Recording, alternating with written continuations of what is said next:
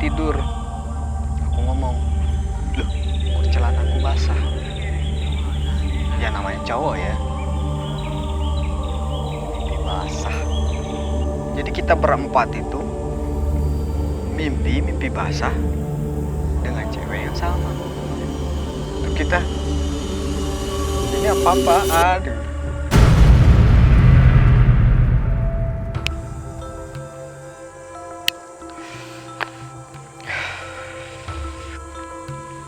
Oke, assalamualaikum warahmatullahi wabarakatuh. Selamat pagi, selamat siang, selamat sore, selamat malam teman-teman yang menonton video ini.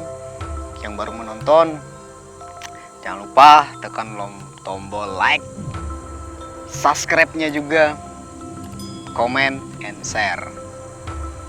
Oke, di video ini saya akan membahas sedikit pengalaman saya di saat pendakian Gunung Semeru tahun 2017, di mana di pendakian itu ada hal yang membuat saya masih bertanya-tanya sampai sekarang. Di sana saya berencana pergi ke Gunung Semeru itu awalnya hanya berdua orang saja, saya dan juga Bang Yis atau biasa dipanggil Bang Dobel. Kita berencana mendaki setelah 17 Agustus 2017. Namun pada kesempatan yang lain Bang Yis ini tidak bisa ikut. Jadi saya cari teman yang lain biar ada teman saya ke Pulau Jawa. Saat itu akhirnya setelah nanya-nanya beberapa kali upload di Instagram juga dan juga di Facebook, ya kami kumpul berempat. Kebetulan di sana itu tidak teman jauh, dan itu teman satu daerah saya juga, daerah Haimel, dan satu teman dari daerah Sikur. Itu kami berempat orang, saya, ada juga Bang Jani, Bang Mola, dan juga Bang Iwal. Nah, pada saat kami mau berangkat dari Lombok ke Pulau Jawa itu kita minta sponsor dari salah satu toko outdoor di Lombok. Bang Irlan sponsorin lah, mau nysponsori kita waktu itu dengan memberikan kita jasa transportasi waktu itu dari Aimal menuju pelabuhan.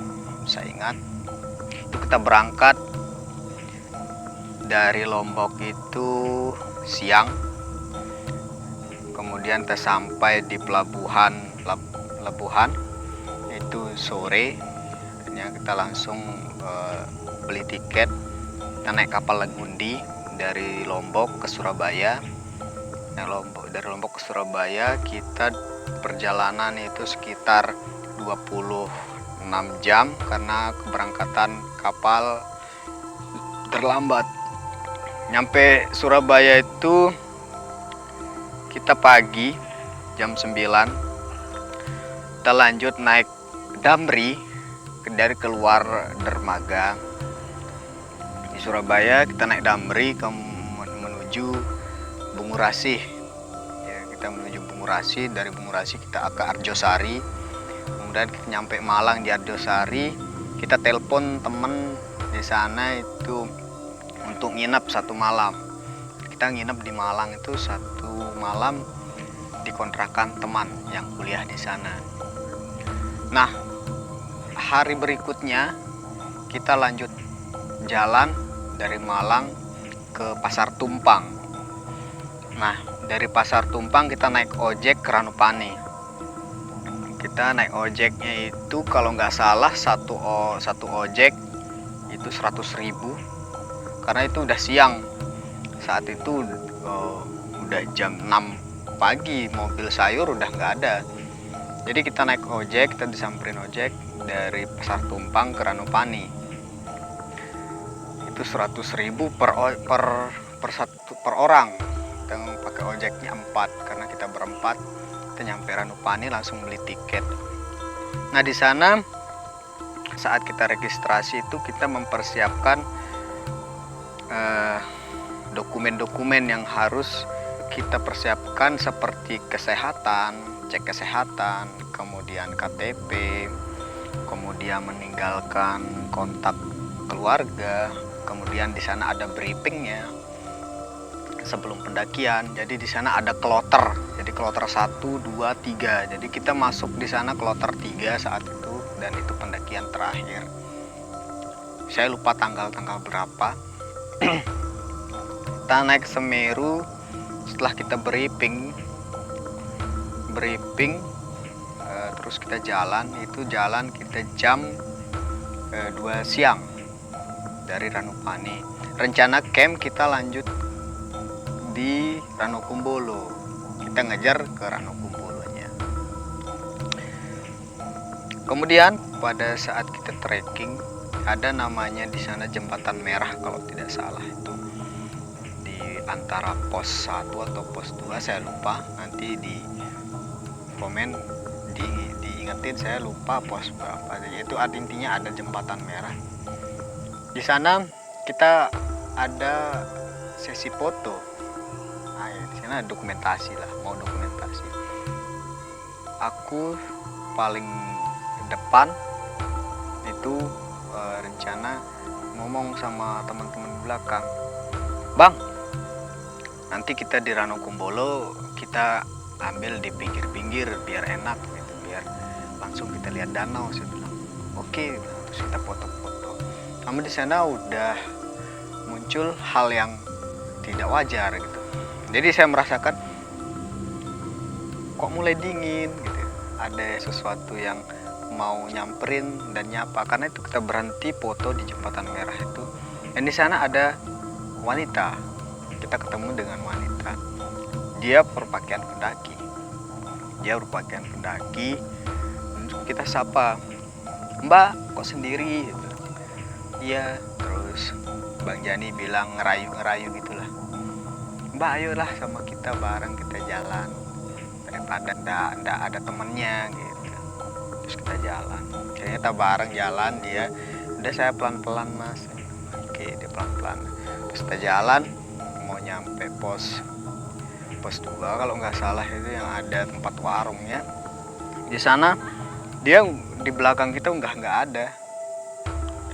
Mungkin dia ketemu sama rombongannya. Kita bilang, udah, kita nggak pikir yang panjang. Akhirnya kita sempat beli pisang di sana. Terus di saat kita mau lanjut jalan lagi, kita ketemu lagi sama cewek yang tadi. Dia sama rombongannya. Terus kita sapa, "Hello, hai" gitu. Kemudian Bang Jani paling depan. Terus Bang Jani diikutin di sana Bang Iwal, terus aku di belakang sama Bang Mola, terus aku udah jalan. Biasa, tidak ada sesuatu hal yang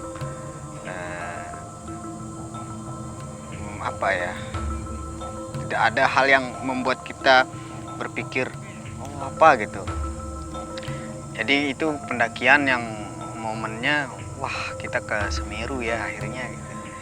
Kita nyampe di Ranokumbolo itu sore sekitar jam 4 lebih. Jam 4 lebih kita nyampe Ranokumbolo. Terus kita lanjut ngecamp. Nah, pada saat kita nyampe di Ranokumbolo, itu keadaan sudah berkabut di sana, sudah berkabut. Dan hal yang membuat saya itu masih teringat waktu kita ngecamp di Ranokumbolo. Nah, pas kita mau makan malam, itu kita merasa capek sekali. Dan akhirnya kita lanjut tidur. Kita nggak melakukan apa gitu, mau diskusi, ngobrol apa. Selesai makan kita lanjut tidur aja. Setelah lanjut tidur, paginya aku bangun dari tidur. Aku ngomong, "Loh, kok celanaku basah?" Ya namanya cowok ya. Mimpi basah. Terus aku ketawa sendiri. Teringat aku mimpinya itu mimpi bersetubuh sama cewek yang kita lihat tadi gitu. Terus aku malu dong ngomong sama teman-teman teman-teman mau ganti baju, mau ganti celana gitu, malu ngomong sama teman-teman yang lain itu, entar aja lah, tunggu mereka keluar tenda dulu. Terus mereka bangun, terus bilang, ih aku mimpi cewek tadi malam, dia bilang. Bang Iwal ngomong kayak gitu, aku mimpi cewek tadi malam. Mimpi apa? Mimpi basah. Aku langsung, sama cewek tadi malam? Iya. Terus Bang Jani bilang, serius? Kan aku Endah, bahasa Lomboknya itu, kan saya juga. Terus Bang Mola juga ngomong, lah aku juga mimpi. Terus bilang, ceweknya sama juga. Jadi kita berempat itu mimpi basah dengan cewek yang sama. Itu kita, ini apa-apaan? Cuman ya udahlah, ganti karena itu udah terlanjur kita sebut, terlanjur kita ungkap. Jadi ya udahlah, ganti baju, ganti celana, ganti celana. Akhirnya sementara satu orang ganti celana, yang lainnya ya udah mempersiapkan untuk sarapan pagi karena kita mau lanjut ke Kalimati. Nah, Bang Mola sambil mau ambil air, dia ngambil air. Terus karena kita sudah di briefing di awal, di Ranokumbolo itu kita tidak boleh mengambil air langsung di danaunya, apalagi pakai tangan atau cuci muka, atau apalagi pakai sabun atau pakai apa gitu. Jadi kita harus mengambil air itu pakai wadah, terus jarak itu sekitar 3 meter dari air itu, baru di sana kita bisa cuci muka atau sikat gigi atau apalah. Tapi Bang Mola itu lupa, jadi dia langsung cuci muka di air itu sambil dia minum gitu loh, dia sambil ambil air. Ditegur sama petugas di sana. Akhirnya kan itu kita nggak boleh karena kita sudah di briefing kan, karena dia nggak ingat sama sekali. Terus dia balik, posisi saya saat itu lagi masak nasi. Dia datang, terus sini, saya bilang. Terus petugas datang, ayo Bang, ikut gabung masak, kita ngopi Bang. Terus dia langsung bilang, ini teman sampean ini udah di briefing tapi melakukan hal yang tidak diperbolehkan. Saya kaget karena pas kita registrasi saya menjadi ketua tim gitu.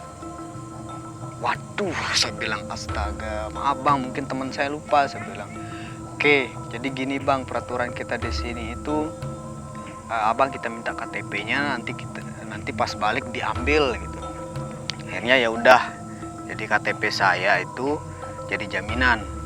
Jadi KTP dan teman-teman itu ya, KTP kita berempat itu jadi jaminan, semua KTP-nya itu dibawa. Jadi nanti diambil di base camp, dibilang. Oke Bang, maaf sekali lagi, maaf, mungkin teman saya dia lupa. Terus karena kita malu kan, karena kita pendatang di sana, ya udahlah jadi pelajaran, saya bilang. Terus petugas itu pergi, kita lanjut ngobrol.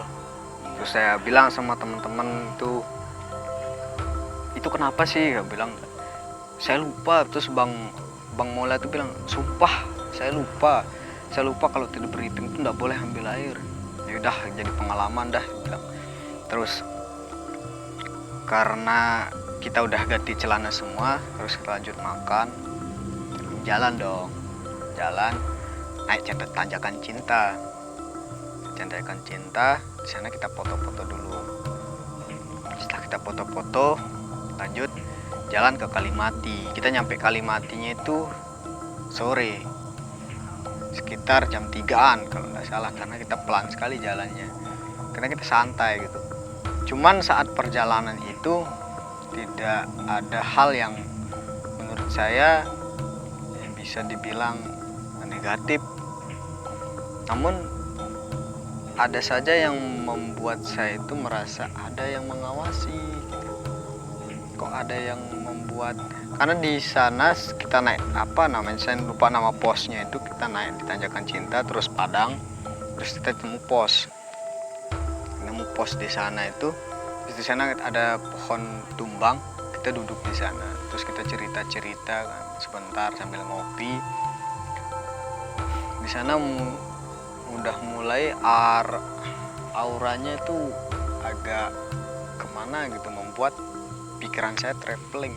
Ayo udah bang, kita jalan. Saya minta jalan terus. Ayo bang, kita jalan. Kita nyampe di Kalimati itu sore. Nah, di briefingnya kita kan nggak boleh ngambil air di Kalimati itu malam, apalagi pas maghribnya. Akhirnya kita langsung ada yang mendirikan tenda, ada yang lanjut ngambil air. Nah, saya yang ngambil airnya. Saya ngambil air untuk persiapkan kita lanjut besok juga langsung trekking ke puncak. Gitu. Nah, di sana ada yang jualan bakso. Di sana tuh di Kalimati itu ada rumah tuh ada yang jualan bakso. Ya udah, kita beli aja baksonya. Harganya juga sama dengan yang di bawah, cuma porsinya berbeda. Kita beli 10.000. Terus yang bikin kita suasana agak merinding sedikit tuh karena pohon-pohonnya juga. Karena pohon-pohon di sekeliling di Kalimati itu dikasih tanda warna putih, diikat kain warna putih itu, diikat kain warna putih. Jadi wow, jadi kayak apa gitu. Terus dibilang jangan mendirikan camp di dekat kayu yang diberikan tanda putih. Namun kita karena banyak pendaki yang naik di sana dan mendirikan camp di Kalimati, mau nggak mau kita mendirikan camp di bawah kayu yang berlilitkan kain kafan itu, ya kain putih itu. Kita diriin camp di sana, kita lanjut masak. Terus udah besok kita mau trekking puncak nih, ayolah kita agak pagi tidurnya. Ya kita persiapkan dulu alat-alat kita besok buat muncak. Senter aman, kita cek lagi. Terus gaiter aman, terus sepatu aman, kita cek lagi. Oh, mantel aman, jadi kita persiapkan. Jadi pas besok paginya biar kita tidak buru-buru gitu, kita langsung tidur. Nah, di sana di Kalimati kita mimpi lagi, mimpi hal yang sama, mimpi basah lagi, mimpi basah dan juga cewek yang sama. Langsung kita ketawa berempat, kita ketawa. Loh kok aneh ya, ini kita mimpi basah di Gunung Semeru, di Danau Kumbolo kita mimpi basah, di sini juga kita mimpi basah dengan cewek yang sama. Terus kita penasaran dong, mau cari cewek yang tadi. Terus pas paginya kita lanjut ya. Paginya kita naik trekking, kita lanjut summit. Jam 2 pagi itu kita summit dari Kalimati. Nah, di sana ternyata ada kuburnya juga. Kita jalan, posisi kita jalan tuh kita rombongan paling belakang. Namun pada saat kita nyampe puncak, kita jadi rombongan paling depan. Loh, kita kaget dong. Kita lewat mana tadi? Kita bilang, kita lewat mana? Kok kita nggak ketemu, nggak berpapasan sama pendaki yang lain gitu. Loh, kok tadi sepi-sepi aja. Pas lihat bawah baru, wih, kan di sana ada pendaki di bawah. Ternyata pas kita turun itu, kita lihat, oh jalurnya ternyata ada dua kayak gini, kayak ke kanan terus melipir sedikit kayak gini. Ternyata kita lewat kanan itu. Jadi kalau kita lihat dari atas, oh jangan-jangan ini yang sering membuat pendaki tersesat. Kita ngobrol sama Bang Mola itu. Tuh, kita lihat aja jalurnya, kalau kita keturun itu tidak begitu jelas waktu kita masuk hutan itu. Jadi banyak yang jalur yang ke arah lain, apalagi kalau kita ke kanan. Ini kalau kita ke kiri lagi. Jadi fokus kita lihat jalur itu, apalagi kalau nggak ada pendaki di depan kita. Apalagi itu posisinya malam lagi. Nah, pada saat kita nyampe puncak, kita ketemu sama penghuni puncak, asli penghuni puncak. Itu kayak kucing dan dia ada dua ekor kucing kayak kucing sih saya lihatnya, cuma panjang ekornya itu nggak tahu musang atau apa. Terus habis itu kita habis foto-foto, mau wedus gembel kita nggak dapet, ya udah kita foto-fotoan. Habis foto-foto kita turun. Nah kita sampai turun sampai bawah, kita lari. Kebiasaan kita di Rinjani tak lari kan, lari gitu sampai bawah, sampai tempat camp, sampai Kalimati. Setelah sampai Kalimati kita packing, kita ngecamp lagi di Ranukumbolo. Nah, kita ngecamp lagi di Ranukumbolo. Malamnya kita mimpi hal yang sama lagi, mimpi hal yang sama, itu iya, mimpi basah lagi dengan cewek yang sama lagi. Akhirnya karena baju dan celana kita sudah habis kita gonta-ganti, ya udahlah kita pakai itu aja. Jadi yang bikin kita malu ada, yang bikin kita mistis ada, yang bikin kita seru ada. Itu pengalaman ke Semeru yang lumayan lengkap yang saya dapatkan. Jadi yang bikin malunya pas kita turunnya, pas kita nyampe base camp, kita nunggu petugas yang bawa KTP kita. Nah pada saat itu kita nunggu sampai sore belum datang. Akhirnya dia datang jam 5, baru turun jam 5. Terus kita ngambil KTP kita di base camp. Dan di sana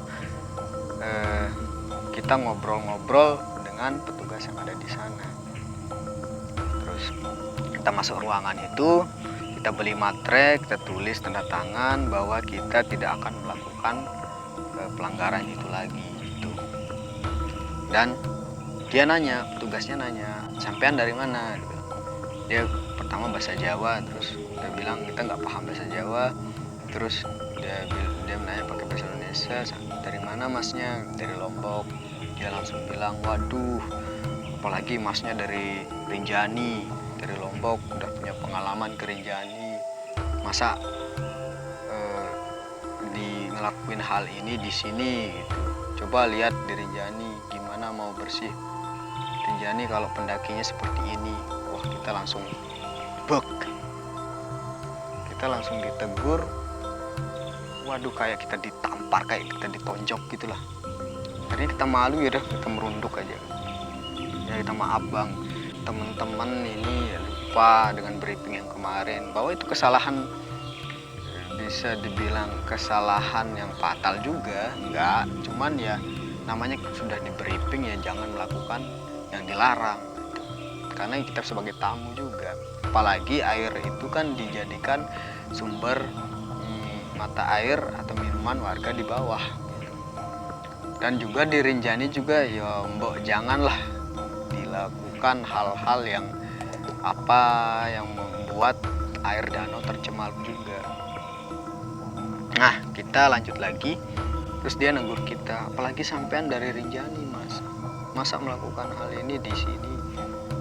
Ya, terus saya juga ke Rinjani dulu, dia bilang, dan ada teman saya terus di sana. Terus saya nanya, siapa bang, sampean tahu Mas Bokel? Dia bilang, iya bang, saya bilang saya tahu.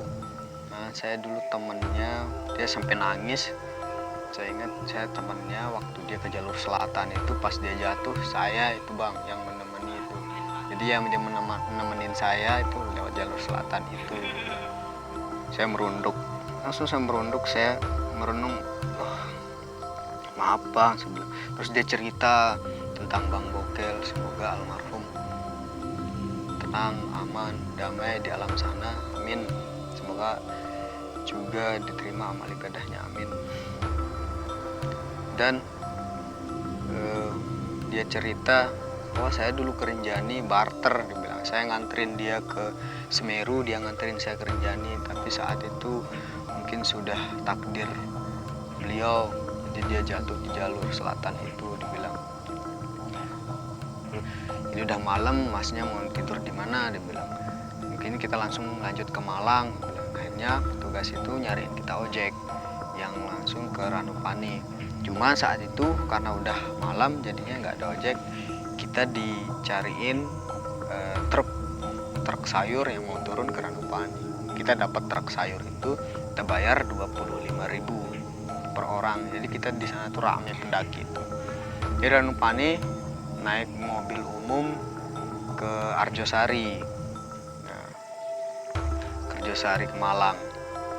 Nah, sampai sana, sampai Malang, kita balik lagi ke Lombok gitu. Jadi itu cerita saya sedikit di pendakian Gunung Semeru, di mana pada saat pendakian itu kita mengalami hal yang janggal, di mana kita ketemu wanita, dan itu kita cari wanita saat pendakian tuh nggak ada kita temuin, malah kita menemukan di mimpi kita, dan itu mimpi basah juga.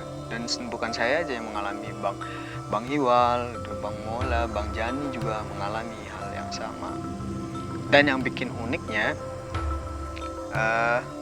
Bang Mola itu kan baru menikah, dan dia ngambil air danau Ranukumbolo, dia niatkan buat istrinya agar cepat hamil. Bener, setelah kita pulang dari Semeru, istrinya hamil dan anaknya laki-laki.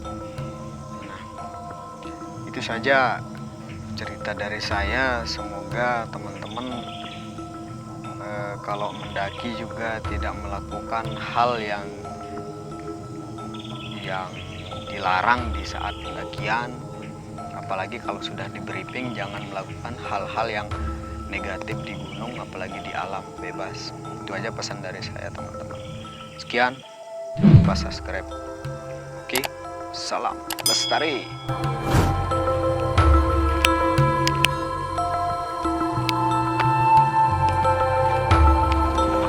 Duh, duh, duh, duh, duh, duh, duh, duh, duh, duh, duh, duh, duh.